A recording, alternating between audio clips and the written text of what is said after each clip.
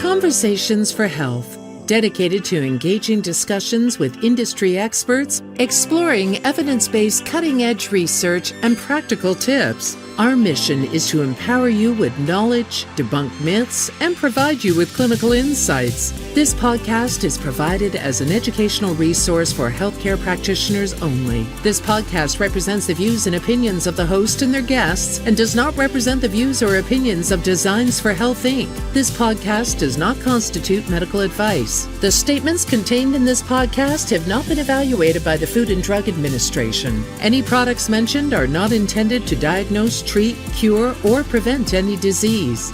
Now, let's embark on a journey towards optimal well-being, one conversation at a time. Here's your host, Evelyn Lambrecht. Welcome to Conversations for Health. I'm your host, Evelyn, and I'm so excited to talk to Mel Luther, nutritionist specializing in diabetes today. Mel, welcome. Hi, Evelyn. Thank you so much. It's so fun to be here with you. Yes, I am very excited about our conversation today. And first of all, what is lighting you up this week? Well, with autumn kind of just hit, I'm up here in the Rocky Mountains. And if you've ever spent an autumn in Colorado, it is absolutely amazing when the aspen trees start turning. So literally it's lighting up the world around me. And I've been really enjoying getting out and being out in nature lately because of that. Oh, I love that. I love that. Send me a photo. That sounds amazing. So let me read Mel's bio and then we'll get right into it. Melanie is a dedicated nutrition consultant with experience in one-on-one coaching, group coaching, public speaking as a nutrition educator, and hosting wellness retreats. She's passionate about nutrition education, coaching, and science writing. She earned her undergraduate degree in nutritional anthropology from the University of Hawaii, Manoa, followed by certification as a holistic nutritionist through the Energetic Health Institute. She also holds a master's degree in human nutrition and functional medicine from the University of Western States.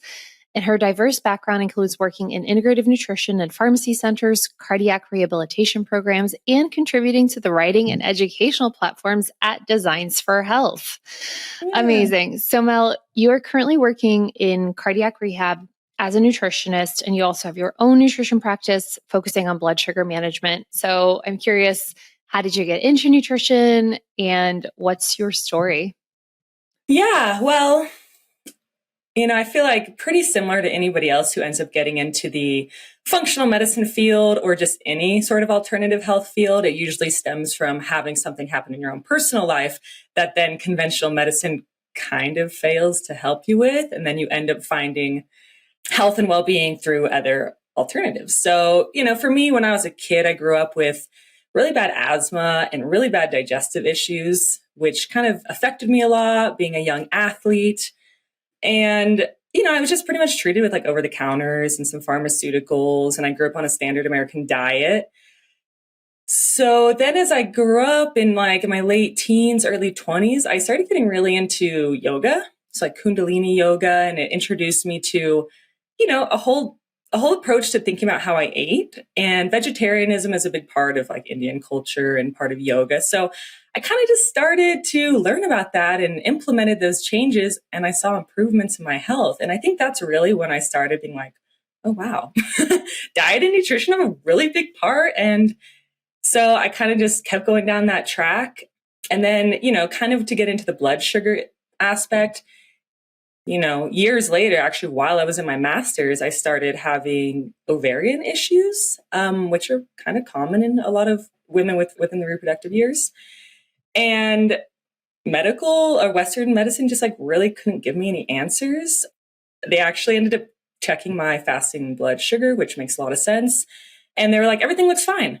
But with my background in functional medicine, I looked at some of these numbers and I was like, okay, well, maybe they're considered normal, but I knew that it was high normal and was pretty shocked, honestly, to see that I had a high normal fasting glucose for being young and healthy and active. So I was like, man, if I'm dealing with this, it's no wonder that a third of Americans have prediabetes and so many of them don't even know it. So it kind of just led me down this whole path of finding how blood sugar management and insulin resistance are a huge part of like all the chronic issues we deal with today.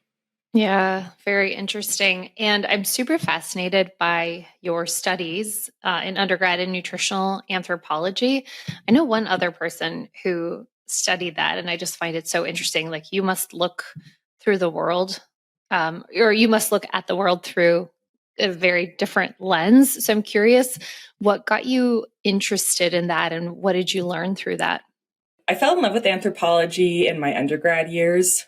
I actually had an amazing professor who used to live in the Amazon, and he would just like convey this topic in such a fascinating tone. And I feel like that's the power of having a good educator in your life and a good professor or, you know, some sort of mentor in the educational realm that shares their passion for a topic and you just fall in love with it. So that kind of, you know, is how I want to be within the nutritional education world. But anyways, with nutritional anthropology. So I fell in love with anthropology as I was falling in love with nutrition.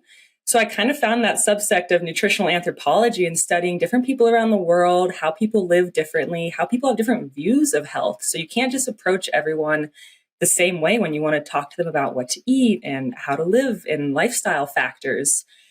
So going to University of Hawaii, I got to actually study a lot of traditional Hawaiian methods, like their traditional herbal system called La'au Lapa'au, which, you know, I didn't end up going super into the herbal field. I know you are a little bit into herbalism, but I loved it. It was so fascinating. And I got to learn all sorts of different traditional Hawaiian methods for healing that are so different than Western medicine.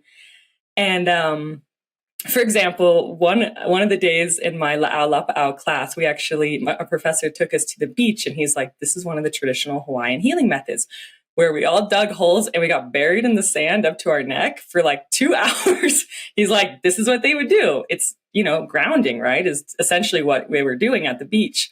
But I was just like, wow, that's so amazing that they've been doing this for thousands of years. And then one other thing that really stood out about or during my studies of nutritional anthropology was we were studying different tribal cultures in different countries in Africa.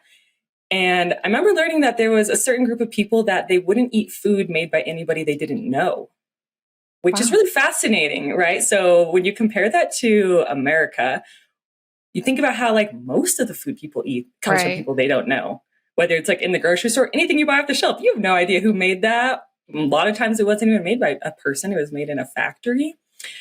But it's just such a we're not crazy, but a very fascinating perspective because I think it really sheds light on the intimacy of eating, right? When somebody makes food, they're like imbuing their energy into it. And then you are taking food and you're literally putting it into your body. Like what an intimate relationship that is. And I think so often in like Western culture, we don't really think about how amazing that is, that you're taking these outside resources from Earth, putting them into your body, and they're going to become every cell in your body.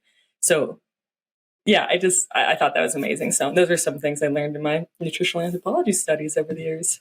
I love that. Thank you so much for sharing. And I think it's so cool taking that background now into what you're doing. So you're working in cardiac rehab as a nutritionist. So you are seeing patients who have had heart attacks and strokes and who probably more often than not have diabetes. I'd love to hear more about, well, first of all, how you got into cardiac rehab, but then also talking about the connection between blood sugar mismanagement and heart disease. Yeah, well, you know, as I became more and more passionate about blood sugar management, pre and type 2 diabetes, based on that personal experience I was telling you about, I just, you know, I started understanding that cardiovascular disease and diabetes or prediabetes are so intimately intertwined.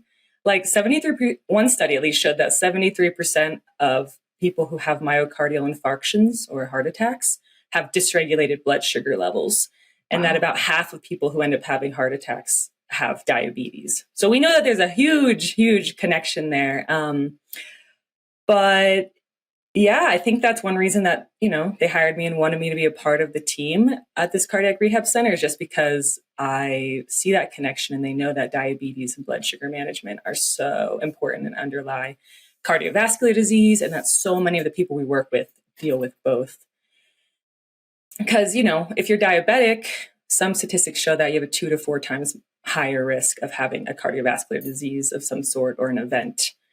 And within insulin, we know that high insulin impedes nitric oxide production and damages blood vessels. Same with high sugar intake. If you have high fasting glucose, it's damaging your blood vessels, causing inflammation. And then we also know that if you consume a lot of sugar, it turns into triglycerides and has a negative impact on our cholesterol levels too. So those are just some like really obvious kind of ways that both of them are connected and related. Yeah. And within the program that you're doing, I'm curious about what the actual program is like. Are you doing one-on-one sessions with patients? Are you doing group programs? This program actually follows the Pritkin protocol, and it's a 72 session program. So it's very long. It's actually twice as long as a traditional cardiac rehab session or program. So people are with us, honestly, for like at least a year, sometimes like 3 years or more. Wow. And it's very amazing. So it's mainly groups. I do work one-on-one sometimes with people, but it's a really awesome program. So the foundational 3 pillars of it are nutrition, exercise, and mindset. So it's kind of, I wouldn't say it's definitely not a fully functional medicine program, but it's definitely integrated, which I love. And they love my functional medicine approach that I get to bring to the patients. But yeah, I mean, those 3 pillars are pretty amazing to be focusing on for a cardiac rehab program. And they've shown that people who stick with this program for the full time and really like implement the changes can add 5 years to their life expectancy. Wow. So that can be really amazing for somebody who has a heart attack and they think that maybe, their life could be over. But if they can learn how to make these lifestyle changes that we and, I help them with. So basically, like, we have different group sessions all throughout the week. I see dozens of people all week that I'm working with. And, we talk a lot about the basics, right? I mean, Mediterranean diet is a big dietary factor we focus on just because there's so much research. It's the most well-studied diet in the world to show that it's really helpful for cardiovascular health, brain health, blood sugar management. I mean, and what is the Mediterranean diet really? It's a diet that focuses on plant foods, right? High in fiber, high in polyphenols, antioxidants, has some healthy fats in it, healthy protein sources. It traditionally doesn't have ultra processed food. So really, you could take that framework and apply it to any cultural background a person may be wanting to do that. It doesn't have to be Mediterranean diet specific style foods, but nonetheless, if you can take that framework and apply it to somebody, it can make a big difference. And then in addition, we talk about gut health to them. We teach them about fiber, about protein intake, how to read nutrition labels, how to do healthy shopping, how much water they should be consuming every day, like all these things that, a lot of people just don't understand. And I think, or they just never been taught it. And I think sometimes we live in bubbles in the functional medicine field where we forget that a lot of people don't know this. But I mean, I'm sure a lot of practitioners who are listening to this have that experience exactly with their patients. They're like, oh my gosh, a lot of times I just end up working with the basics and building off from there. So yeah. Yeah. And I think especially for us, like living in California and Colorado, I think we definitely do live in some bubbles, and being in the space that we're in, and like our friends are all in the field, and that's who we just interact with on a day-to-day basis. So I'm curious more too about the health coaching and motivational interviewing aspect of it, because you're working with people who are often older, right? Like probably after 60 years old, who, because they're just learning about health then after having a cardiac event, do you find that they are a lot more motivated? And is it people who voluntarily sign up for this program, or is it like they had a cardiac event and then in the hospital they were assigned to become a part of this program? Yeah, so it's voluntary. After they have an event of some sort, their doctor can recommend them to this program, and insurance will cover it for them. So they're, if they're dedicated and motivated and really want to see lifestyle changes, that's generally people that we'll see in these types of programs and sticking with them for the long term. Because we have a lot higher of a success and finishing rate in our program than other traditional cardiac rehab programs, which is great. And I think it's because we really talk to people about, the basics and the lifestyle and the nutrition and the mindset. But, we have health coaches, we have nurses, we have personal trainers, and then nutritionists like myself. So we're coming at them from all different angles. They get to build multiple relationships with different people who are helping them with the different aspects of trying to get well. So I don't personally do as much with these patients on like motivational interviewing and all that, even though I do know it a bit, so I can kind of implement it into my educational aspects and consulting when I'm working with people. But a lot of it's about just finding out like where they are, Okay, so I'm like, how much education background do you have? What are you implementing so far? So I can see like where they're at and how much change they're already making. And if they're not making changes, I'm like, okay, well then how can I maybe talk to them differently or talk to them about what they're facing that's getting in the way and try to help them through that. That's great. And in your own practice with your clients, you're also focusing on blood sugar management in pre-diabetics and type 2 diabetics. What are some of the top changes that you have your clients implement for proper blood sugar management? Yeah, I mean, I think my biggest passion when it comes to helping the people that I work with and in general is trying to get them off ultra processed foods. I really do think that that's like the downfall to our health. Yeah. So that's kind of one of the primary things I work on. It's like, I'm not just trying to take things out of people's diets that they enjoy, right? But it's like I educate them on like why we need to minimize this. It's not that you can never eat processed foods. We all enjoy them from time to time, and there's different levels of ultra processed to less processed foods, But when people start to understand like how much sugar is actually in things they're eating, it's crazy to see their reactions. They're like, oh, wow, I just had no idea. And so I try to help them take out ultra processed foods, understanding why, and then implementing more fiber into their diet. A big thing I also help them with is like trying to get at least 30 different plants in their diet throughout a week, because that's going to add a lot of different micronutrients, fiber, phytonutrients, antioxidants, all sorts of great things. So it's about like kind of replacing things, right? It's not just taking things out. We're also adding in things. And how can we get you to do that and make that a long-term successful change in your life? And then beverages are a huge one, right? It's like, well, if you can cut out any sugary beverage from your life and just replace it with water or herbal teas, or maybe using some stevia instead to sweeten things. So just doing that is honestly like usually where I start with people, and even that can like help them out a lot. And then as we go down the road, we have to get into more nuances about, why things are getting in their way. But yeah, that's generally where we start. And that can be a lot of work by itself for some people. In terms of timing of meals, I feel like this is somewhat controversial, right? Because some people say if you have blood sugar issues and blood sugar, drops or spikes, that we should like eat regularly throughout the day to keep blood sugar balanced. And then there's also the thought, oh, well, we should eat a meal and that should keep us full for 4 to 6 hours if it is balanced. And so we should only eat 3 meals per day. So I'm curious what you recommend with your clients. I'm not as in favor of eating a ton of small meals throughout the day. I mean, for some people, it's just how they like to eat because they just won't eat large amounts. So if that's the way somebody really wants to be, then I'm not going to fight them on it. But I do think it's better to eat a little bit more fuller, satiating meals, like around 3 throughout the day, that are going to be higher in protein, higher in fiber, higher in healthy fats. And they're just more satiating. And so that way, after, like you were saying, after you finish that meal, you don't really find yourself craving a lot of other foods for the next few hours.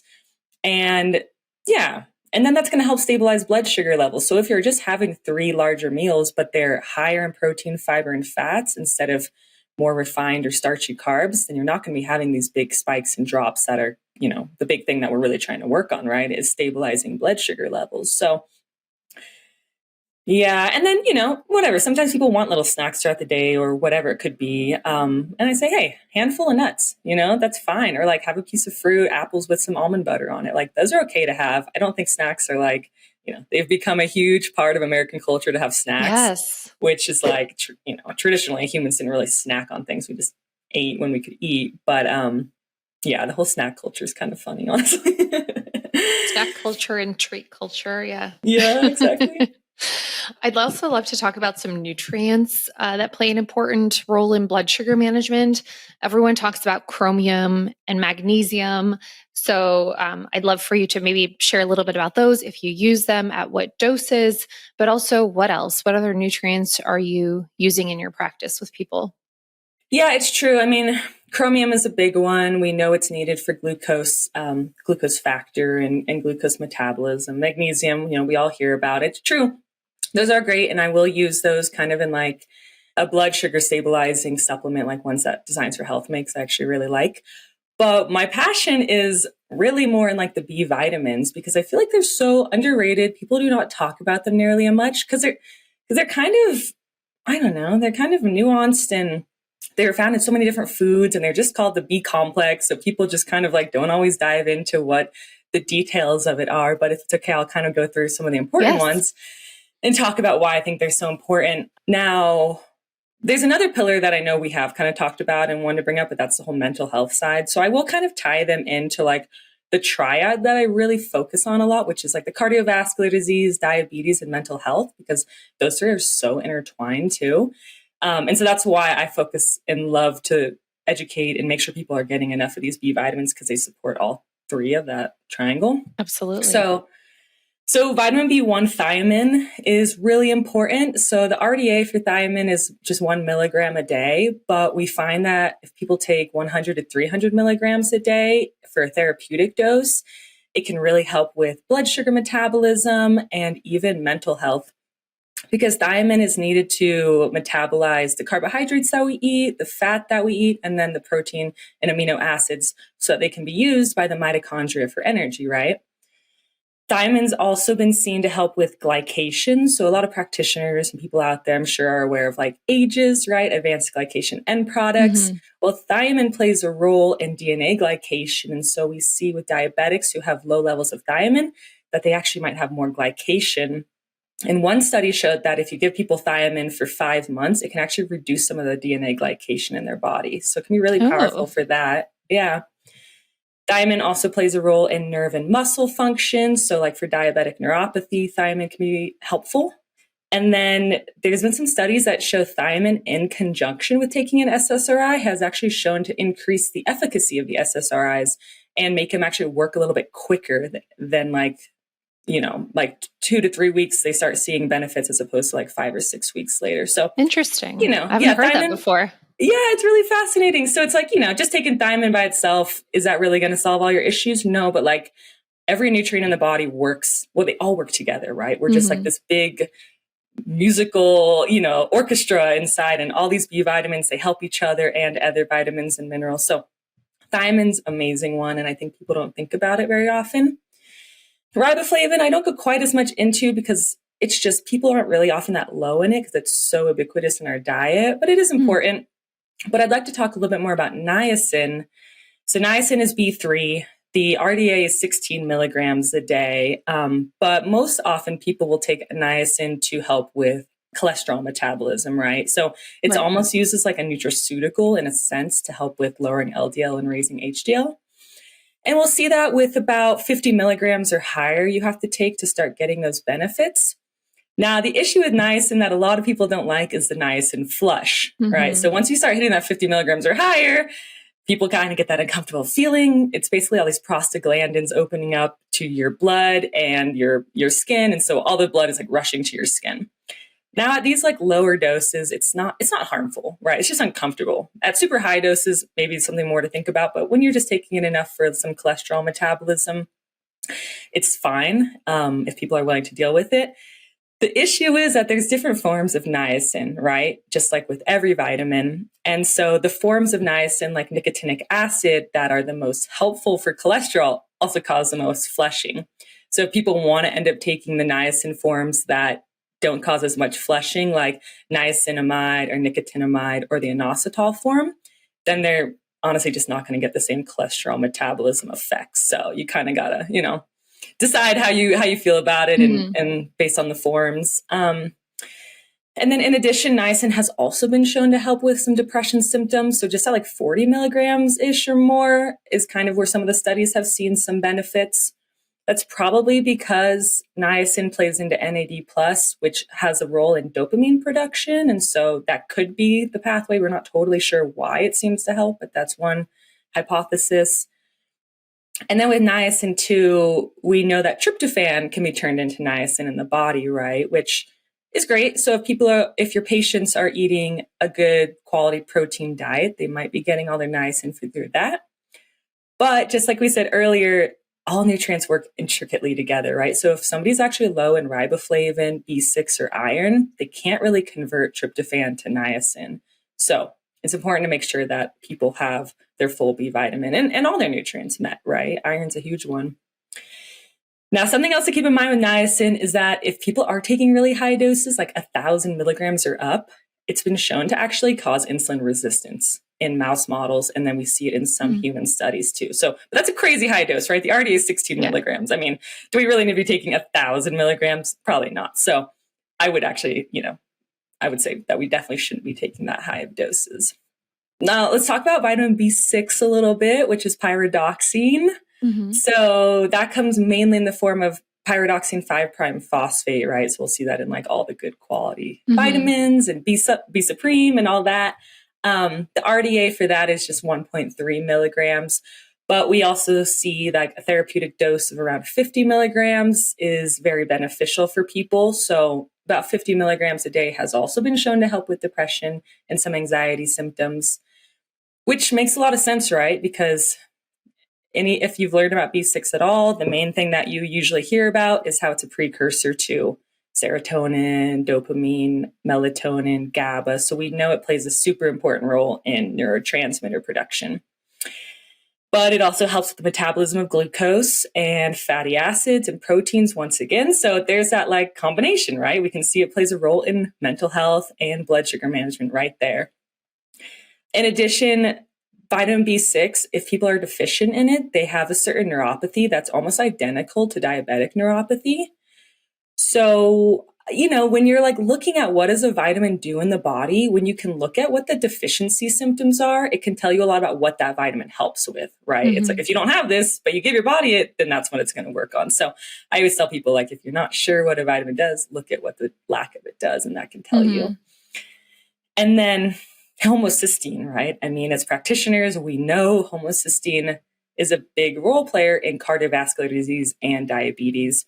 And B6, folate, and B12 are the main contributors to helping to keep homocysteine down through methylation, which is a whole topic we can talk a little bit more about. But the last B vitamin I just want to talk about for a minute is folate, because methylfolate is an incredible methyl donor in the body. And methylation is super important for SAMe and neurotransmitter production in the brain. Yeah, so it helps with mental health. And it's also been shown to help with SSRIs in some studies too. It helps with it's supportive of them, so they can work synergistically together. So yes, they're all pretty amazing. I mean, but those are kind of the basics about the B vitamins. And then with methylfolate, 400 micrograms is the RDA, but amazingly, they have been shown to give people 10 to 15 milligrams to improve mental health. So that's like a super high dose compared to the RDA, but doesn't seem to have any negative effects at that higher level and can actually help with people who might have depression and anxiety. Super interesting. And I've seen that prescribed, right? The 15 milligrams of folate as Deplin. Yeah, exactly.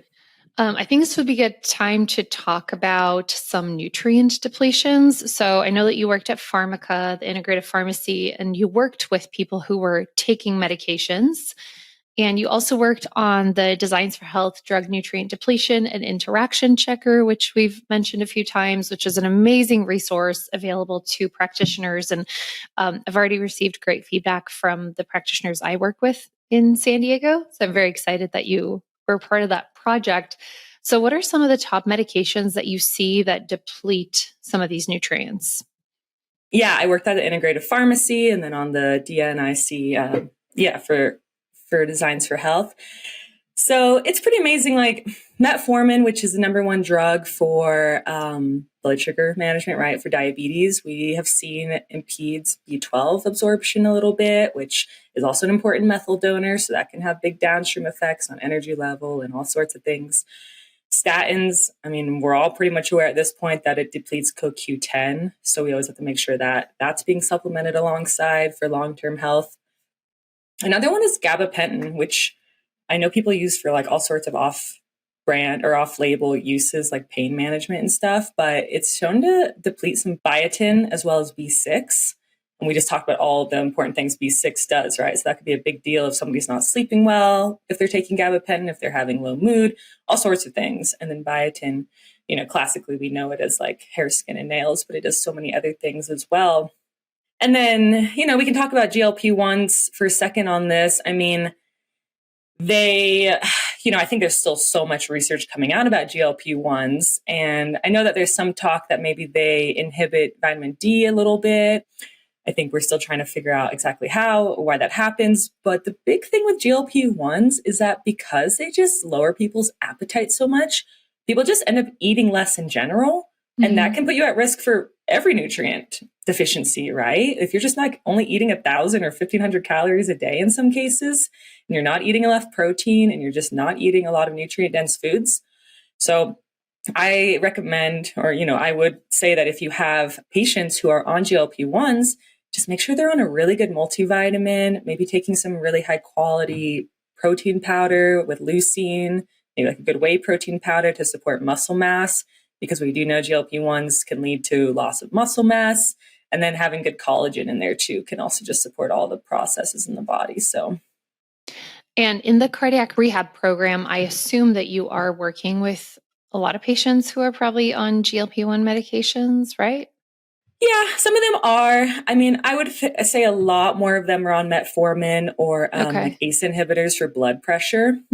So I see that a lot more. Like we're constantly checking their blood pressure, but some of them are on GLP-1s. But yeah, I'm always recommending and helping them find good multivitamins and protein powders and things like that to help support their health. And because a lot of them, they don't know. Yeah, you actually get to do that as part of the program based on your scope of practice? Well, yeah. So, I get to see what medications they're on and things like that. And some of them will come to me and ask me because they're like, hey, like, I don't feel better. Yeah. And then I'll look and I'll be like, oh, their doctor prescribed them like ferrous sulfate, for example, which is the form of iron that's still prescribed by medical doctors. And we just know that it's not great. So I'll be like, okay, so, I'll make a note and tell their physician and their nurse, be like, hey, maybe we should and I'll send them a recommendation for just like an iron biglycinate, and it's like, this is going to be so much better in your digestive tract. You're not going to be constipated anymore. And it's going to help with your levels. So yeah, I always have to like inform their physicians and their nurses that I'm recommending them to potentially take these supplements. But because of the program and the mindset and the understanding, the integration kind of side of the program, that they're usually pretty open to it. So, and what about other support for those patients? So, like, I'm assuming you're doing some herbal support as well, maybe some other nutrients. You're working on inflammation, right? Like, along with the diet change. So, can you talk a little bit more about all of those nutrients? Yeah, I mean, one of my favorite nutrients to work with patients on getting more of is fiber, which like you can just get from your diet, right? But if they're just not willing, they can't find fiber sources that they're willing to put in their diet. I'm like, okay, well, let's talk about maybe some dietary supplementation of fiber, whether it's, like a blend, like Designs for Health offers ones like that. GPX, I think it's called. I'm kind of forgetting the name of that one, but it's been, PGX. PGX has been shown if you take before meals to help with blood sugar management, and it just gets more fiber in the diet to help support our gut bacteria and all that. So fiber is a big one I like to help my patients get more of. Sometimes I'll talk about like berberine and things like that, but to be honest, like if they're on metformin and they're on these blood sugar lowering drugs, like you can't really just be like throwing in a ton of different herbs and things that are also going to just keep lowering blood sugar levels. Like they'd have to kind of work with somebody if they want to come off of that drug, right? That's got to be a first goal of theirs. It's like, I don't want to be on metformin the rest of my life. So how can I come off of this, right?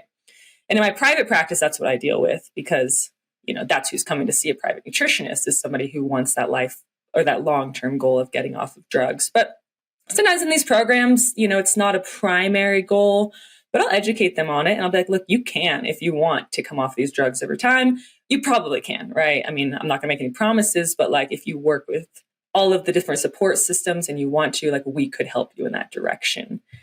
But yeah, good multivitamin, good quality minerals, like a good mineral supplement, I'll often recommend. And then sometimes like arterisol and things like that are going to help support the nitric oxide levels and support the flexibility of the blood vessels might be something that they're interested in taking. It really just depends if people are even interested in taking a number of supplements or if they're like, I'm just not going to do it. So you got to kind of meet patients where they're at with that. And then I want to go back to in your private practice. So you said you do use berberine. What are some of the other nutrients that you use or herbs that you use for blood sugar support?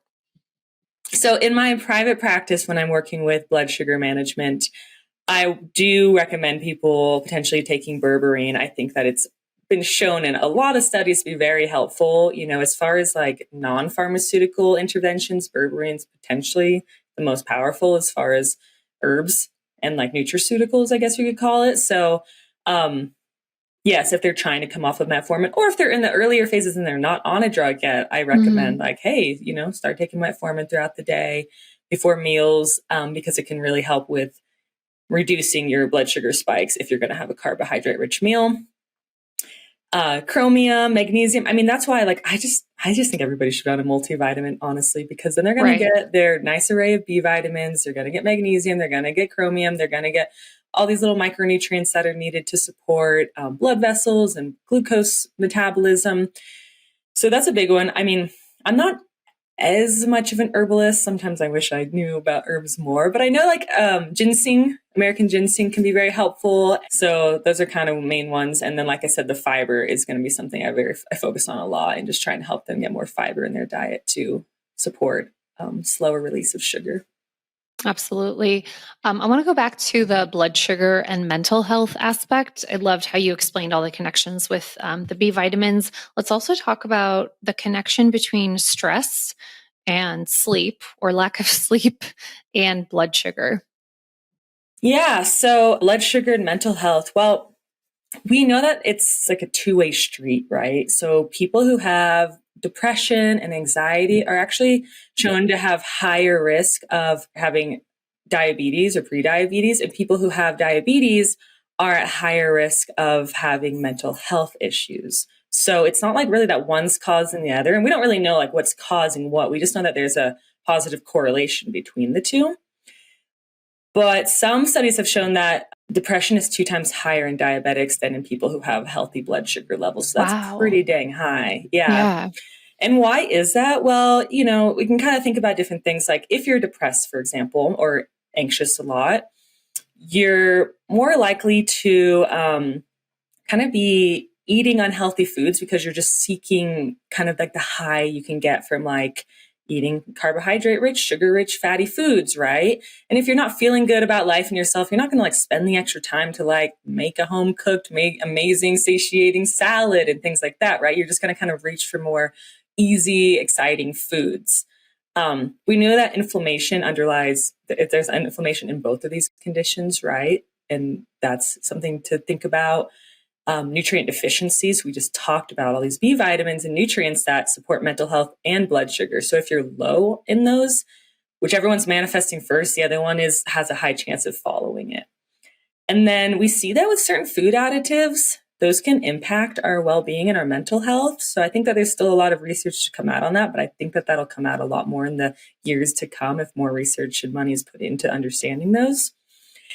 And there's a whole thing about you can only eat so much food in a day. So if you're reaching for unhealthy food, then you're not eating healthy food, right? It's like you're choosing one or the other. You can't consume both of them at equal amounts. I mean, it's like whatever meal you're choosing is what you're choosing. So when people end up eating unhealthy foods, they're not eating healthy foods. And that can lead to nutrient deficiencies too, and unhealthy microbiomes, which we know play a role as well. In addition, I mean, the whole world of mental health is pretty big. It's not just depression and anxiety, right? It's ADHD. It's even like dementia could be thrown into that category too. And we know that, I guess there's conversation that dementia is considered type 3 diabetes. And it's starting to be understood that insulin resistance in the brain is one of the factors in dementia. So that's also blood sugar regulation, right? And that's also plays into pre and type 2 diabetes. Because if your neurons can't get the glucose they need for the energy production, then they starve, and that affects your mental health. And then, methylation, right? So with the B vitamins, any sort of methyl donors, especially when so many people have the genetic variants that they can't methylate appropriately. Methylation plays an important role in neurotransmitter production, and it plays an important role in melatonin. So you were talking about sleep. So if people aren't sleeping well because maybe they're nutrient deficient, could be all sorts of things that cause people not to sleep well, right? Light pollution. There's just a whole list of things, right? And that it can be hard to try to figure out what it is that's causing our patients to not sleep well. But There's been some research, and I think, it's talked about in the community quite a bit, that when people don't sleep well, the next day they're a little bit more insulin resistant, right? So you might wake up with higher blood sugar levels, and just throughout the day, you're more likely to reach for unhealthy foods. And you're just like, your cognitive function is just a little bit off the day after you haven't slept well. So it's just kind of a downward spiral as far as sleep and mental health and then blood sugar management and all of that as they play together. Yeah, I know when I have had a bad night of sleep that the next day I just want more carbs, and it's like I cannot feel satiated enough, right? It's like nothing exactly. satisfies you. Yeah. Yeah, you're like, I don't know why. It just seems like a good idea to have a donut this morning. You're like, oh my God, I would never do that. But geez, I feel that way today. Not as big of a fan of donuts, but a croissant, maybe. Yes. Oh, yeah, we all have our things. That's right. I have two more topics I want to cover with you. CGMs, continuous blood glucose monitors. Do you use them in your private practice or even in the cardiac rehab program? Is that part of it? And what has been your personal experience with using a continuous blood glucose monitor? Yeah, I mean, I think it's pretty amazing that CGMs are coming out to be more and more accessible. Like, they're still pretty expensive for the average person who just wants to go out that doesn't have a referral from their doctor saying they have high blood sugar levels. So I've actually used a CGM, which was amazing. I got such incredible feedback into understanding how different foods affected me. So I recommend, like, if anybody can, if you can get any of your patients to get a CGM, then it's only going to be valuable for their health. When I work with patients and clients, I, some of them are already going to have CGMs. It's something they've already thought about or with their doctor, or they've gone out and spent the money on it themselves. And I always educate them on, like, hey, if you can, you should definitely get it. Because, like, people talk about things that are healthy, quote unquote, but is it healthy for you? And have they studied, is it based on like how it affects blood sugar levels? Like, for example, let's talk about oatmeal. Oatmeal is commonly considered a heart healthy breakfast. And I'm not saying it's bad for you, but it causes huge blood sugar spikes in people. I mean, it's insane. So people like think that they're having a healthy breakfast by having oatmeal. And then if they had a CGM on, they'd be like, oh, wow, maybe that's not such a great idea. Maybe it is better to have like eggs and veggies for breakfast that are going to be more blood sugar stabilizing. And especially when research hasn't really seemed to like back up very strongly that eggs are bad for heart health and that affect cholesterol in the way that they were always talked about. I mean, I know eggs are a controversial topic, but when you're looking at blood sugar management, it's like, well, they don't spike your blood sugar and they have a lot of nutrients and some protein. So maybe that is more heart healthy than oatmeal at the end of the day. And then in addition, within the cardiac rehab program, some people have continuous glucose monitors, or they'll have the Libre, which is like, it's not necessarily always giving you readings, but you can check it anytime you want, I believe is how it works. So it'll be fascinating. And those people will have a much better understanding about how foods affect them. They'll be like, yeah, I know oatmeal is not great for me. I have crazy spikes from it, as opposed to somebody who's not wearing any sort of CGM. They don't understand that from a personal experience. So I think that they're a great tool. If anybody can get hold of one, then I think that they're amazing. And with your clients who you've used them with, are you also tracking like how their blood sugar and maybe are they more insulin resistant at certain times, or does their blood sugar change throughout the cycle? I just interviewed Dr. Stacy Sims, and she talks about the sex differences between men and women in training, performance, nutrition, etc. And so I'm curious if you're also working on that with people. Yeah, I mean, I will say that I've learned from Stacy Sims, so I can't say anything that she hasn't already talked about. And, we went through the same master's program and she was a part of that a little bit, which was amazing. Yes. So, but yes, I do see that with my female clients, and I see that in my personal life too, right? When I'm measuring it and when I'm working with them, we see that women often, not always, but it's very likely that we become more insulin resistant and have higher fasting glucose levels in leading into our periods. So during the luteal phase, and then during the menstrual cycle itself, and then during like the follicular phase and leading into ovulation, usually it's more stable and you're more sensitive to insulin. So it does fluctuate throughout the month. And that's why if people aren't having blood continuous glucose monitors, but they're just going to get that one pinpoint check maybe once a year or every few months just to have some sort of idea about what's going on, they should consider the time of their cycle that they're going, because if it's kind of higher, but it was right before their menstruation, it kind of would make more sense as opposed to like in the middle of their cycle when they should be more insulin sensitive when it might have been lower if they had it checked. So I do think it's an important thing to keep in mind. And so much research is just done on men because women are so much more complicated and our hormonal cycles are complicated and it affects biology and all these things. So I just hope that research continues to come out looking at women and our complexity and how amazing it is and how we should embrace it and not look at it as, a negative thing. So being like, well, therefore, there's a reason I crave carbohydrates a little bit more during certain times of the month. And that's okay, right? We live in a world where I guess I'll just say like men are often saying like, don't do this, like it's bad for you. But, there are sex differences to keep in mind, and it's not always applicable for both sexes to follow the same exact health guidelines. Yeah. You just made me think of another question because you mentioned like people who are testing maybe fasting blood glucose like once a year.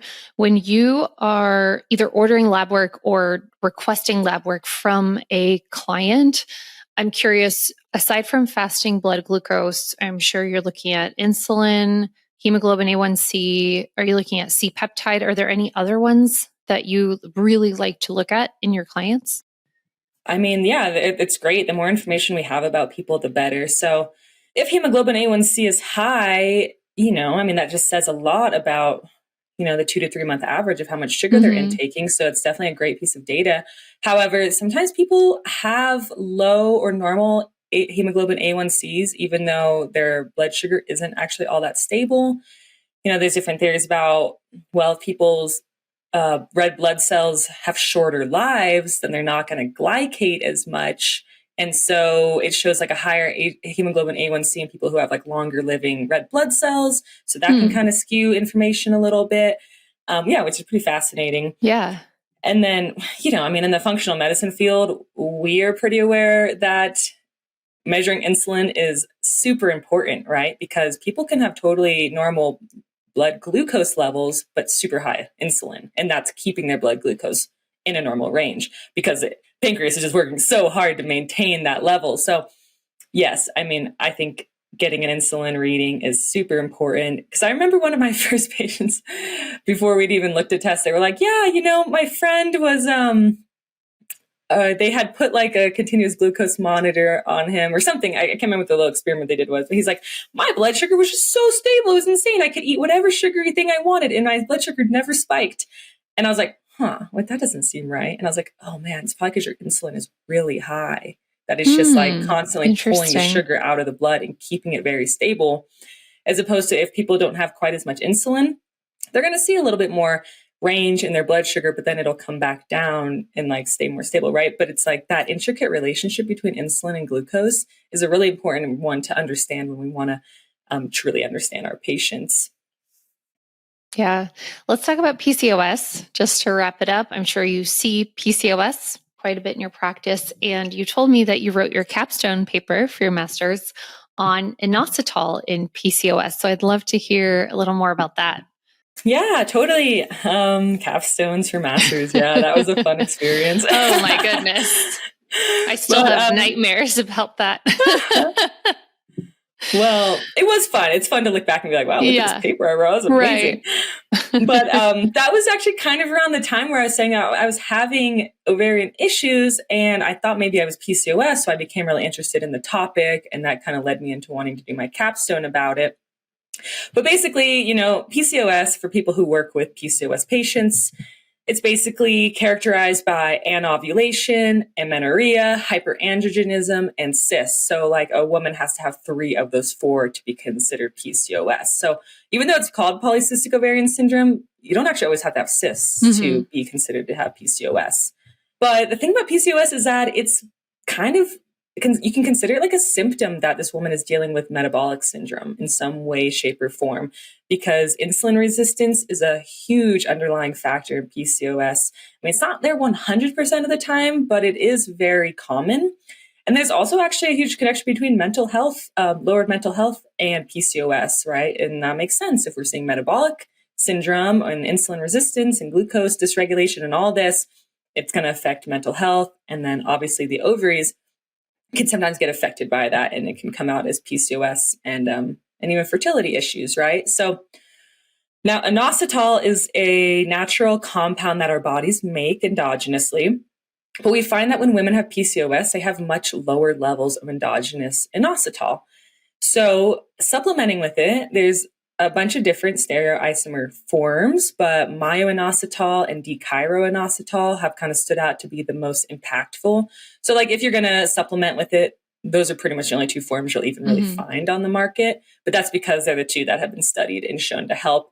So basically inositol, specifically myoinositol, has been shown to help keep the ovaries sensitive to insulin. So when that falls and we don't have any more inositol in the body, they can become insulin resistant. But if you supplement with it, it can actually help to reignite that insulin sensitivity in the ovarian theca cells. Myoinositol also supports follicle stimulating hormone, FSH, which has a huge impact on ovulation and pregnancy and all that. So they've seen, and there's a lot of studies out there on this topic, trust me, I've read through them, that giving women inositol supplementation can actually help improve fertility. So it can improve live births, which is amazing because that's one of the biggest issues women have with PCOS. They're like, I want to have children, but I can't. So that can be a really great therapeutic supplement to consider. And yeah, it actually was one of the things that really helped me. Like when I was having an ovarian issue, I supplemented with inositol for like 6 months, and it really helped improve that. Now, I want to kind of touch on something else that I'm very passionate about because I spent so much time trying to figure out this connection. And then over the years of coming across different studies, it finally started to come together. But this is the relationship of coffee consumption and ovarian health. Ooh. So I would hear kind of a little bit over the years. I remember one of my girlfriends coming up and telling me like, I just can't drink coffee anymore because it stops my periods. And I was like, what? That's wild. Are you serious? I haven't She's heard like, that before. Huh. Yeah, it's not like running rampant, but it's definitely an issue. And so some women listening to this might connect.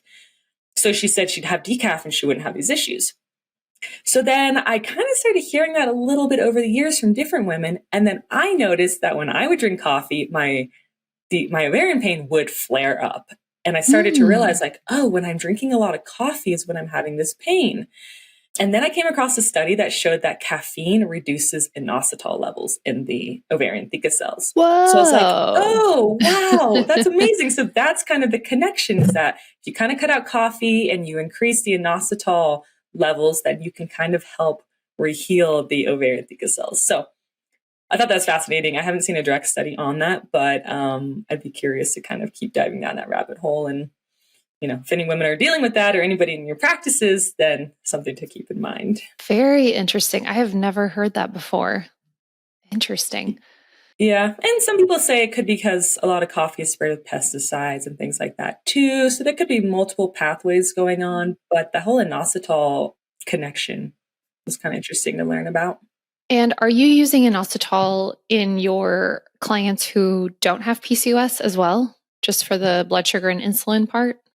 Sometimes I do. Yeah, it's true. Okay. Sometimes I do. It's not normally like a first line of defense or, therapy, but yeah, it does help with insulin sensitivity all over the body, at least a little bit. So, and it's quite safe. It's actually shown to help with like sleep at night too. So I say, hey, if you're having a hard time sleeping and you're also dealing with dysregulated blood glucose, like take a little bit of inositol before bed. I think around 2,000 milligrams of myoinositol is usually about a therapeutic dose to keep in mind. So yeah. Great. Sometimes I do have patients take it. Awesome. Well, to wrap up, we have a couple questions that we ask every guest, just rapid fire questions. First one is, what are your top 3 supplements that you personally take? I have been really into desiccated beef liver. I love L-theanine for sleep, for focus, for study, for work. I just think L-theanine is amazing. And then astaxanthin is actually one I've been taking regularly for many months now. And I swear it has helped my vision. Staring at computers all day. Yeah. It like really makes a difference. I'm like, I got to keep taking this stuff. Yeah. I love that. And what are your top health practices for your own health and well-being? My top three, of course, there's so many, but I would say the standout ones are, I really try to get outside multiple times throughout the day, especially being a writer and not doing all these things indoors. Get outside in the morning, midday, before bed, in the evening, like try to get that natural sunlight, fresh air, sunlight on my skin. So getting outside is a huge one. Prioritizing protein has become a huge focus, just making sure I'm having protein at breakfast, lunch, and dinner. It really helps with my energy levels and my ability to focus. And in addition, I think we've talked about nutrition so much today, so I'll talk about other things, but lifting weights, actually, like lifting weights and just exercising. I have this strong belief that what you do a little bit of every day matters more than what you do a lot of every once in a while. So I just try to make a little bit of time every day to lift heavy weights, do pull-ups, even if it's just 5 pull-ups a day or just working out for 1 or 2 minutes, like it can be amazing how much that can just help our muscles and our cardiovascular and all sorts of things, right? So I think those are my 3 top priorities. I love that. I love that. And yeah, even didn't that recent study come out about just doing like a couple squats throughout the day can make a big difference? Like we don't need to, like if we can't get 10,000 steps, that's okay. But we can get up and like do some squats throughout the day.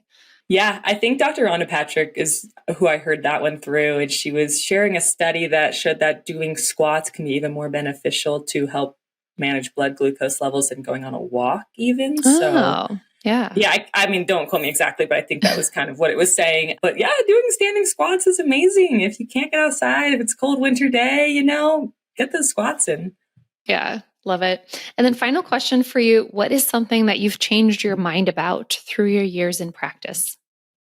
So what comes to mind for this is vegetarianism. So I'm not anti-vegetarianism or veganism at all. I think that they can be really powerful, especially for, people have different belief systems and that can, guide the way people eat. But I think that they're much better for like kind of short-term healing and benefits for short-term because, I was vegetarian for like 5 years when I was younger. It really helped transform my health. But then over time, I did start to have a lot of nutrient deficiencies. I wasn't consuming iron and I had to make up for that years later. So I just think that I've kind of come around to understanding that animal foods and meat can have such an important play in the diet. You don't have to eat them all the time, but they have so many good nutrients, vitamins, minerals, protein, that if we just completely cut them out, usually it does a lot more harm than people realize in the long term if you're not doing everything you can to make sure you're supplementing for those losses. So, and iron is a huge one, right? I mean, so many people are iron deficient, especially women, because they lose iron every month and have no idea. So I think that, I've kind of just come around to understanding the importance of animal-based foods and how powerful they can be for our health. Do you work with vegetarians though in your practice or vegans? Not as often. Okay. Vegetarians sometimes, vegans once in a while I have, but I don't know. I think it can be hard. Like if you have a very strong belief on a way of eating like that, I'll try to help people, but because I just think animal foods can have such an important role, like if somebody's really not willing, then I just don't always think we're a great match for each other. So, I don't want to force anything on anybody. But, yes, you totally can get your protein needs and all that from a vegan or vegetarian diet. I just don't think it's, usually the most sustainable long-term for people. Well, Mel, thank you so much for this chat today. I learned a lot from you. And where can practitioners read more about you? I have a website, www.nutritionwithmel.com. I also have an Instagram, nutrition.with.mel. And I think those are probably the 2 places to find me. Awesome. Well, thank you so much again. This was great. Thank you for tuning in to Conversations for Health. Check out the show notes for any resources from our conversation today. Please share this podcast with your colleagues. Follow, rate, or leave a review wherever you listen. And thank you for designing a well world with us. This is Conversations for Health with Evelyn Lambrecht, dedicated to engaging discussions with industry experts, exploring evidence-based cutting-edge research and practical tips.